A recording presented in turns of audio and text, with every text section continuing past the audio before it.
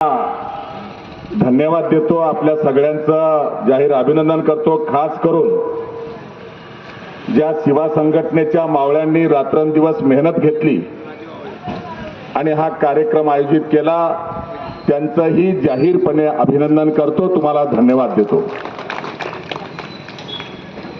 खरं तर निसर्ग आहे तो काही आपल्या हातात नाही आणि त्यातल्या त्यात आजचा निसर्ग अवकाळी आहे। कालानुरूप असलेला निसर्ग हा माणसाला पचवण्याजोगा असतो, पण अवकाळी म्हणल्यानंतर पचवणं थोडंसं जड जातंय, म्हणून बऱ्यापैकी लोक पावसाला घाबरून घरी गेले। शिवा संघटनेचा इतिहास आणि महात्मा बसवेश्वरांचं विचार तत्व या दोन्हीची सांगड घालून आदरणीय राष्ट्रसंत डॉक्टर शिवलिंग शिवाचार्य महाराज अहमदपूरकर यांनी आम्हाला जो आशीर्वाद दिला, आम्हाला जी ऊर्जा दिली, आम्हाला जी ताकद दिली, त्याच ऊर्जेच्या विचाराच्या तत्वाच्या बळावर शिवा संघटना महाराष्ट्र आणि देशाच्या बाहेर सुद्धा गेली 30 वर्ष आम्ही काम करतो आहोत। ही संपूर्ण ऊर्जा आणि ताकद जर आम्हाला कोणी दिली असेल तर ते आदरणीय राष्ट्रसंत डॉक्टर शिवलिंग शिवाचार्य महाराज अहमदपूरकर यांनी दिली। बांधवांनो, वेळ जास्त झाला पावसामुळे, खरं तर बऱ्याच वक्त्यांना ऐकायला पाहिजे होतं, पण वेळ मिळू शकला नाही। वैचारिक वक्ते व्यासपीठावर होते, लोकप्रतिनिधी होते, पदाधिकारी होते, परंतु वेळेअभावी हे जरी झालं नसेल तरी त्या सर्वांचे प्रतिनिधी म्हणून आपल्या सर्वांचे लाडके लोकसभेचे प्रतिनिधी, लोकसभेचे लोकप्रिय खासदार आदरणीय डॉक्टर शिवाजीराव काळगे साहेबांनी प्रातिनिधिक स्वरूपामध्ये भावना आणि भूमिका मांडलेली आहे। मी खरं तर सगळ्या कार्यकर्त्यांची नावं घ्यायला पाहिजे, घेतले असते, पण पाऊस जर आला तर पुन्हा अर्ध्यात राहू नये। आणि मला माहिती आहे जो शिवाचा कडवट मावळा आहे डॉक्टर साहेब, तो काही नावासाठी हारतुऱ्यासाठी काम करत नाही। शिवा संघटनेचा मावळा हा विचाराचा मावळा आहे। शिवा संघटनेचा जो मावळा असतो त्याच्या अंगातली ऊर्जा ही लपत नाही, त्याचं उदाहरण आमच्या संतोषचं आहे। म्हणून आपण गेली 30 वर्ष शिवा संघटनेच्या माध्यमातून हे काम करत असताना शिरूर अनंतपाळ नगरीमध्ये आल्याच्या नंतर आचार्य गुरुराज स्वामी महाराजांनी जसा या नगरीचा उल्लेख केला की ही धार्मिक अधिष्ठान असलेली नगरी आहे।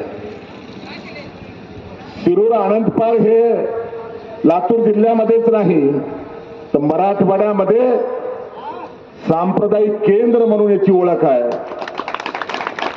आणि असं वैभवशाली शिरूर अनंतपाळ हे नगरी शिवा संघटनेसाठी सुद्धा महत्वाची आहे, मी त्याचा उल्लेख केला पाहिजे। 28 जानेवारी 1996 ला शिवा संघटनेची स्थापना नांदेडच्या शिवलिंगेश्वर मंदिरामध्ये झाली आणि मला आठवतो तो दिवस।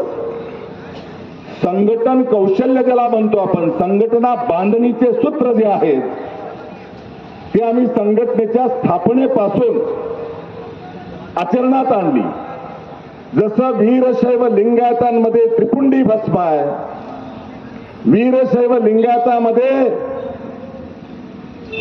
3 पट्ट्याला विशेष महत्व आहे, 3 आकड्याला विशेष महत्व आहे, त्याचबरोबर 5, 6 आणि 8 ला विशेष महत्व आहे। त्याचं कारण आमचा धर्म हा पंचाचार, षटस्थल आणि अष्टावरण या 19 तत्वाच्या खांबावर उभा टाकलेला धर्म आहे। आणि अशा प्रकारच्या 19 तत्वाच्या धर्माचं आचरण करणारा कडवट समाज आणि संप्रदाय ज्या शिरूर अनंतपाळ नगरीमध्ये आहे, त्या नगरीमध्ये शिवा संघटनेचा विस्तार होण्याचं पहिलं अधिवेशन या ठिकाणी झालेलं आहे। मी आपल्याला सांगितलं पाहिजे डॉक्टर साहेब, 28 जानेवारी 1996 ला शिवा संघटना स्थापन केली आणि आम्ही संघटना बांधणीसाठी त्रिसूत्री स्वीकारली। संघटन, प्रबोधन आणि परिवर्तन. जो कच्चा माल असेल, जसा असेल त्याला संघटित करा. संघटित झालेला जो आमचा कच्चा माल आहे त्याचं प्रबोधन करा आणि प्रबोधन झाल्यानंतर परिवर्तन करा. ही त्रिसूत्री शिवा संघटनेनी स्थापनेपासून स्वीकारली. मी आपल्याला सांगितलं पाहिजे, अनेक वादळं आले आणि गेले, पण शिवा संघटनेनी जो आमच्या धर्माचा मूळ गाभा आहे त्याच्या आधारावर जे सूत्र 1996 ला स्वीकारली त्याच्यात कुठेही तसूभर सुद्धा आम्ही बदल केला नाही. जसं वारं आलं तसं उधळलं नाही. पण आमचा धर्म जो आहे, शिवा संघटनेने धर्माचे वेगवेगळे ग्रंथ असताना प्रमाणित करून आम्ही 3 धर्माला मान्यता दिली धार्मिक आमच्या व्यासपीठावरून. मग त्यामध्ये सिद्धांत शिखामणी, वचन साहित्य आणि परम रहस्य, त्या 3 ग्रंथामध्ये जे आम्हाला सांगितलं त्याचा सार काढून क्रांतीकडे जायचं असेल तर महात्मा बसवेश्वरांचा विचार सोबतीला घेऊन शिवा संघटनेची बांधणी आम्ही सुरुवात केली. मला आठवतंय 1 वर्षामध्ये आम्ही 1700 शाखा स्थापन केल्या. 28 जानेवारी 1996 ते डिसेंबर 1996 या दरम्यान शाखा स्थापन केल्या. तुम्हाला वाटेल एवढ्या शाखा कशा झाल्या? मी देवगिरी महाविद्यालय औरंगाबादला भूगर्भशास्त्राचा प्राध्यापक किंवा विभाग प्रमुख आहे, आता निवृत्त झालो. तेव्हा मी भारतीय विद्यार्थी सेनेचा मराठवाड्याचा प्रमुख होतो आणि आम्ही संभाजीनगरमध्ये एक दबदबा ठेवून होतो. ग्रामीण भागातले विद्यार्थी शिक्षण घ्यायला यायचे, त्यांना कोणी वाली नसायचा. आणि मग अशा वीरशैव लिंगायत समाजातल्या विद्यार्थ्यांना त्या महाविद्यालयाच्या बोर्डवर, नोटीस बोर्डवर आम्ही नोटीस लावल्या आणि स्वामी विवेकानंद महाविद्यालयामध्ये आम्ही 1 दिवसाचं शिबिर घेतलं.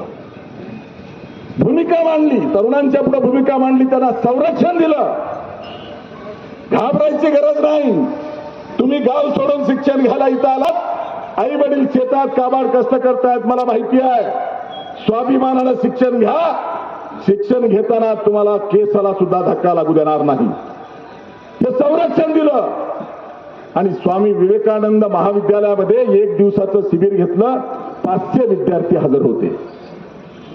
दिवसभर वीरशैव लिंगायताचा तत्वप्रणालीचा भाग समजावून दिला.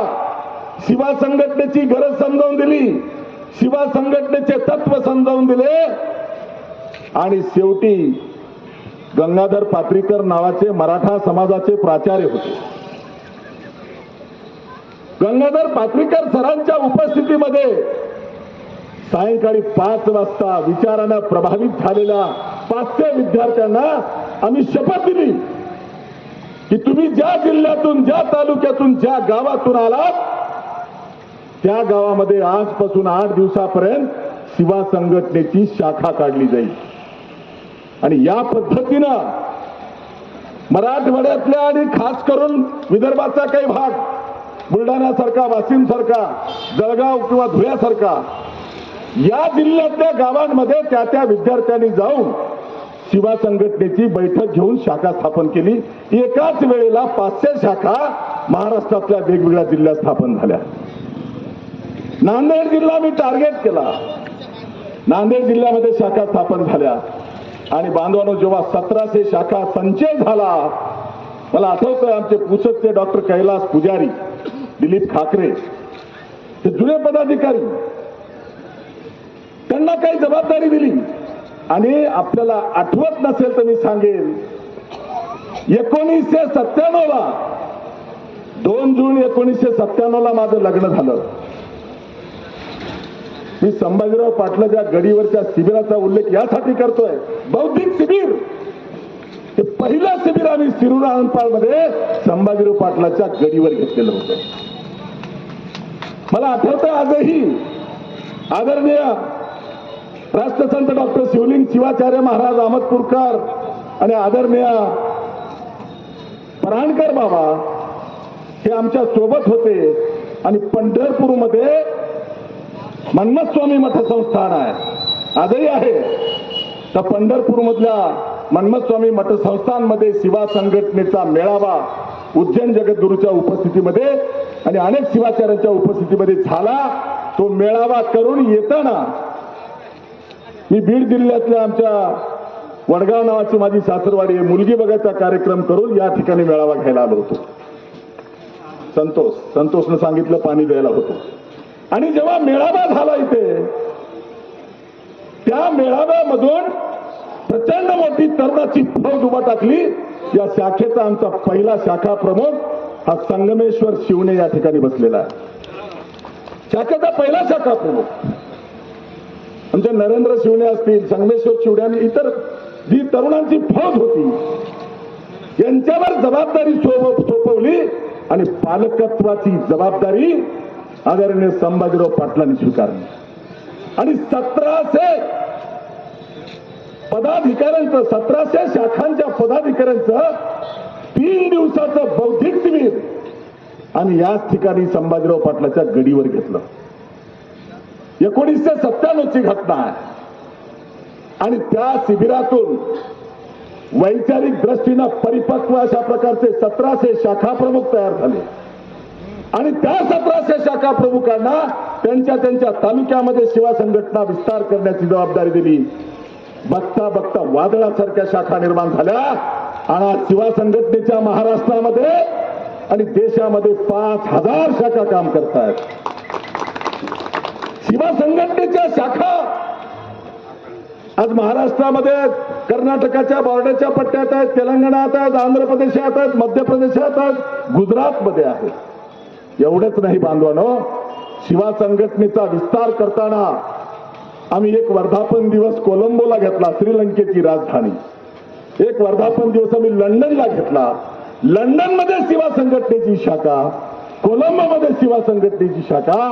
हा विचाराचा झेंडा 7 समुद्राच्या पलीकडं निष्ठावान शिवा मावळ्याच्या बळावर आम्ही घेऊन जाऊ शकलो. विचार देताना आम्ही कुठेही कमकुवत भूमिका घेतली नाही. अनेक आंदोलनं झाले, अनेक. लातूर जिल्ह्यामध्ये सुद्धा मी अनेक उदाहरणं देईल आपल्याला. एक लढाऊ संघटना म्हणून धर्मासाठी समाजावर अन्याय होत असताना ढाल म्हणून उभा टाकून संघर्ष करणाऱ्या मावळ्यांची संघटना म्हणून शिवा संघटनेची ओळख निर्माण झाली. अनेक आंदोलनं झाले. आपल्या भागामधले 2 मोठे आंदोलनं सांगायला हरकत नाही. एक आंदोलन आपण लातूरच्या गंजगोलाईमध्ये आमची एक वयोवृद्ध माता होती, पत्र्यामध्ये महात्मा बसवेश्वराची फोटो ठेवून त्या ठिकाणी राहायची आणि तिकडे कॉम्प्लेक्स बांधलं. कॉम्प्लेक्स बांधल्यानंतर रस्त्याला जागा पाहिजे म्हणून ते महात्मा बसवेश्वरांची पत्र्यातली मंदिरं हटवली. कोण होतं? आम्ही कधी कोण्या राजकीय पक्षाचा द्वेष केला नाही, कोण्या जातीच्या नेत्याचा द्वेष केला नाही. पण आमच्या तत्वाच्या आड कुठलंही आलं तर समोर किती मोठा नेता असला तरी त्याची आम्ही पर्वा केली नाही. आणि महात्मा बसवेश्वरांचं मंदिर हटवलं म्हणून आम्ही लातूरमध्ये 25,000 कार्यकर्त्यांचा मोर्चा काढला होता. लातूरच्या गंजगोलाईचं उदाहरण दिलं. त्याच्यानंतर कासार शिरशी आपल्या बाजूला निलंगा तालुक्यामध्ये कोराळी नावाचं गाव आहे. नागू पाटील नावाचा एक गावगुंड होता, त्याला राजाश्रय होता. प्रचंड त्रास असायचा आमच्या समाजाला. आणि योगायोगाने कासार शिरशीमध्ये प्रचंड मोठा मेळावा झाला आणि त्यानंतर पोलीस स्टेशनच्या गेटवर शिवा संघटनेचा बोर्ड लावण्यात आला आणि त्या गेटवर असलेल्या बोर्डाला एका महिन्यानंतर काळं फासण्यात आलं. आमच्या अस्मितेला ठेच मारली. आम्ही परवा केली नाही बांधवानो. नागू पाटलाला आयुष्यातून उठेपर्यंत हद्दपार केल्याशिवाय आम्ही आंदोलन थांबवलं नाही. कोण कोण्या जातीच्या समाजाचा यावर नाही, परंतु अपप्रवृत्ती जी आहे, जी आमच्या समाजावर अन्याय करणारी होती, त्यांच्या विरोधात प्रचंड मोठाली आंदोलन आम्ही केली. मी शेजारचं दुसरं उदाहरण देईल. धाराशिव जिल्ह्यामध्ये लोहारा तालुक्यामध्ये आचलेर नावाचं गाव आहे. 10,000 लोकसंख्येचं गाव आहे. त्यापैकी 8,000 लोकसंख्या आमची आहे. असं असताना त्या ठिकाणचा एक गावगुंड शंकर पवार नावाचा गावगुंड, त्या गावगुंडाची दहशत होती. आमच्याच पाटलाची 1ली ते 12वी शाळा होती. दहशत एवढी की पोरं शाळेत शिकायला जात नव्हते, दारूच्या टाक्या ठेवल्या जायच्या, मटक्याचे अड्डे चालवले जायचे.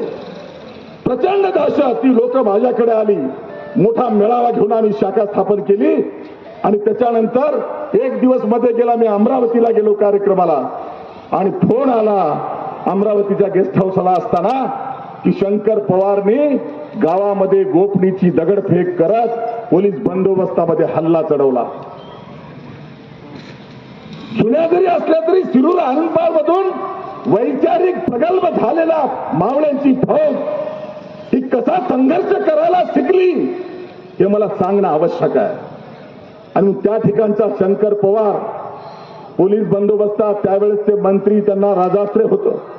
बिहारी बाबू एक प्रसाद नावाचा एसपी होता, अग्रवाल नावाचा कलेक्टर होता, शिवा संघटनेचे महाराष्ट्राचे उपाध्यक्ष, सोलापूरचे शिवसेनेचे आमदार शिवशरण पाटील बिराजदार होते.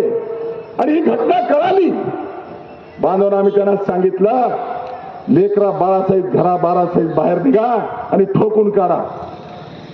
आम्ही फक्त आतापर्यंत सहन करत आलो कारण आमचा समाज सहिष्णू आहे. अन्याय सहन करत आलो, अत्याचार सहन करत आलो. पण अशा प्रकारची घटना झाल्यानंतर पोलीस त्यांच्या बाजूने, पोलिसांनी लोक जेव्हा बाहेर पडले आणि सगळ्या आलेल्या गावगुंडांना ठोकून काढलं, पोलिसांनी लाठीचार्ज केला. नुसता लाठीचार्ज केला नाही, ते 108 लोकांना अटक करून तुळजापूरच्या पोलीस स्टेशनला आणून ठेवलं. मला आठवतो तो क्षण आणखीही. त्यात काही जावई आलेले होते कार्यक्रमाच्या निमित्तानं, त्यांनाही अंडरपॅन्ट बनिनवर नेलं आणि पोलिसांनी लाठीचार्ज केला. मित्र, अमरावतीहून मी निघालो, सोलापूरहून शिवशरण पाटील निघाले, किमान 10,000 लोक जमा झाले आणि 10,000 लोक. कर्फ्यू लागला. आचरेरच्या बाजूला आलूर नावाचं गाव आहे, आलूरच्या मठामध्ये 10,000 लोकांचा आम्ही संध्याकाळी मेळावा घेतला. 50 वकील कोर्ट घालून आले होते. किती केसेस होते, आम्ही फुकट चालू पण मागे हटायचं नाही. आणि तेही आंदोलन गोपाळ कुलकर्णी नावाचे निवृत्त हेडमास्टर त्या गावातले आहेत. त्यांनी पुस्तक लिहिलंय आचलेरचा मुक्ती संग्राम. आजही ते पुस्तक आहे. आचलेरला खरं स्वातंत्र्य हे शिवा संघटनेच्या नंतर मिळालं हे त्यांनी पुस्तक लिहिलं. आणि त्या आचलेरमध्ये बांधवणं आम्ही भिडल्याच्या नंतर मला आठवतंय कर्फ्यू लागला, 10,000 लोक होते माझ्यासोबत, 100 गाड्या होत्या. ते स्पिरिट होतं. आज ते स्पिरिट मावळले संभाजीपती, स्थिर झाले. लोक स्वार्थी बनले आणि स्वार्थी बनवणारे राजकीय पक्ष आहे.